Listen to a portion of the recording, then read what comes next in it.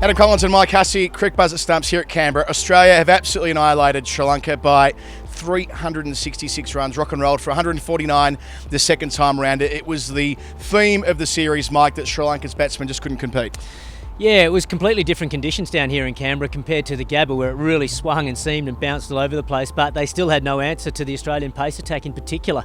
They were so aggressive. It was a sustained burst of short pitch bowling in the first innings that brought them undone, and then Mitchell Starc was just superb again in the second innings, really bouncing back to form. So a pair of 5-wicket hauls for Mitchell Starc, Justin Langer, Tim Paine, anyone who's been up in front of the cameras is backed in there big quick.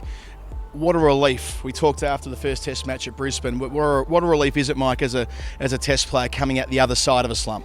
Well, I think he'll learn a lot from this, Mitchell Starc. He did cop a fair bit of criticism coming into this test match, and he hasn't been at his best all summer, really. So he even admitted that himself. So for him to go through this tough time and then come out the other side will really hold him in good stead for the future, because every player goes through times where they just battle a little bit. So next time he goes through it, he'll be able to call on these experiences and say, okay, what did I do last time? And he admitted it himself. He said, I just stopped thinking about anything else and just ran in and tried to bowl as fast as I could. And I think these conditions here in Canberra, and the flat, slower pitches, actually suit him more, because he's not trying to swing the ball as much. He's just looking to charge in and bowl fast, and he bowled beautifully. So it's almost counterintuitive. So Starc does better when the tracks are flat. As for coming out of a slump, Usman Khawaja, not quite as pronounced as Mitchell Starc's, but Khawaja making his first 100 since Dubai yesterday on day 3. Again, that sort of emotional response we saw when he brought up the ton. You can see it in his eyes, can't you, that he's been just craving the chance to make a big contribution again. Well, it's really difficult with the bat, because you might feel like you're batting really well and it's just one ball and you find yourself back in the pavilion. He's had a tough summer. He really has. This Indian attack that bowled to the Australians was outstanding throughout the series. He actually fought it out quite well and got a few good starts, but just couldn't go on with it. He's had the external dealings with his brother, getting arrested to deal with as well. It's a very close-knit family, the Khawaja family. So that's been bubbling away in the background, making it hard for him to completely focus. And just when he scored that 100, you could just see all that emotion coming out of his body, and it was great to see. He showed that class is permanent, and Usman Khawaja is a class player. Yes, he hasn't been quite at his best throughout the summer, but form is temporary and class is permanent. And how about Pat Cummins, player of the series? We spent a lot of time talking about how he could be the best fast bowler on the planet, not normally the sort of bowler who you'd expect to be bowling first change, but that's his role in this side, and Tim Paine emphasised that. He wants his players, his bowling attack especially, to bowl as a unit, and that felt like Cummins was complementing Starc and obviously Jai Richardson, the new man, beautifully. Well, he's just a great team man. He just does whatever Tim Paine wants him to do. There's a lot of commentators saying, why isn't Pat Cummins taking the new ball? But no, he's happy just to bowl first change, do his job. He averages 7 with the ball in this series. 7!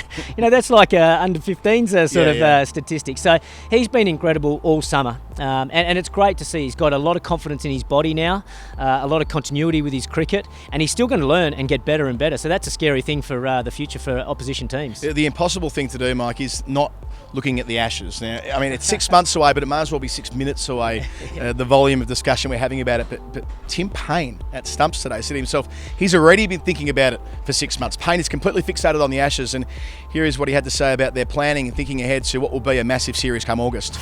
So I'm happy now that we've got this out of the way and I can put everything into it, because it's every Australian cricketer can't wait to go and play an Ashes series, and particularly in England. So it's something that I've certainly dreamed of as a kid. I didn't think I'd ever be going over as the captain, but in the back of my mind I've been thinking about it. I've been watching England, keeping a really close eye on them. I can't wait to get over there. That was quite revealing, wasn't it, Mike? Tim Paine saying that he's been thinking about it already for 6 months, that the Ashes for him means absolutely everything. Well, it does to every Australian cricketer. I think we all want the Ashes to start in 2 weeks' time. The Australian team starting to build some momentum. England battling away over there in the West Indies. It's going to be an intriguing series. England, I think they're still going to maybe just start favourites. They've had a great record at home, but I think that loss against the West Indies will certainly stun them. But the Australians, they'll start planning now, and by the sound of what Tim Paine's saying, they've started planning about 3 or 4 weeks ago. A word for Sri Lanka, Dinesh Chandimal, after the match he freely acknowledges that they're nowhere near the mark at the moment. They're another young, inexperienced side. It does look like it's going to be hard graft for a while, especially with the bat. Well, not much went right for them on this series. You know, you got a feel for them. They had injuries before the series started with one of their fast bowlers. They lost another 3 fast bowlers in the first Test match.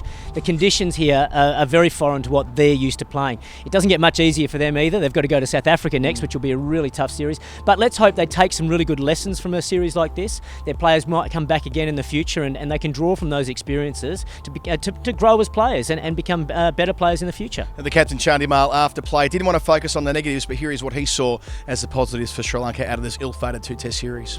We have 3 tough tours, and we have finished 2, and again day after tomorrow we are leaving to South Africa.